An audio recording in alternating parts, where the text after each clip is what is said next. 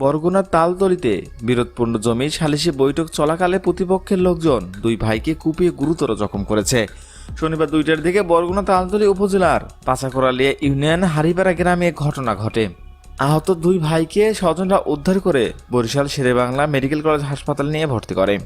পুলিশের সূত্র থেকে জানা গেছে, তালতলি উপজেলার পচাকরিয়া ইউনিয়নের হারিপাড়া গ্রামের আদম আলী পাহলানের ছেলে নজরুল ইসলাম পাহলান ও তার ভাই সাদ্দাম পাহলানের সঙ্গে 22 বিঘা জমি নিয়ে দীর্ঘদিন ধরে বিবাদ চলে যাচ্ছে। এ নিয়ে একাধিক সালিশ বৈঠক হয়েছে, কিন্তু কোনো সুরাহা হয়নি। ভুক্তভোগীরা জানিয়েছে, শনিবার দুপুরে বিরোধীয় এক জমি নিয়ে নলবনিয়া গ্রামে ছাত্তার হাওলাদারের বাড়ির সামনে সালিশ বৈঠক চলছিল। ওই বৈঠকে যোগ দেওয়ার জন্য সাদ্দাম পাহলান বাড়ির বাইরে আসা মাত্রই প্রতিপক্ষ সৎ ভাই রশিদ পাহলান, মোস্তফা পাহলান, আবুল হোসেন পাহলান, চাচা আফজাল পাহলান সহ সবাই তার উপর হামলা করে এবং ধারালো রামদা দিয়ে কোপাতে থাকে।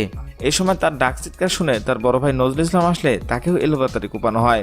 গুরুতর আহত দুই ভাইকে আমতলী প্রাথমিক চিকিৎসা শেষে উন্নত চিকিৎসার জন্য বরিশাল সুভাষী হাসপাতালে নিয়ে ভর্তি করা হয়।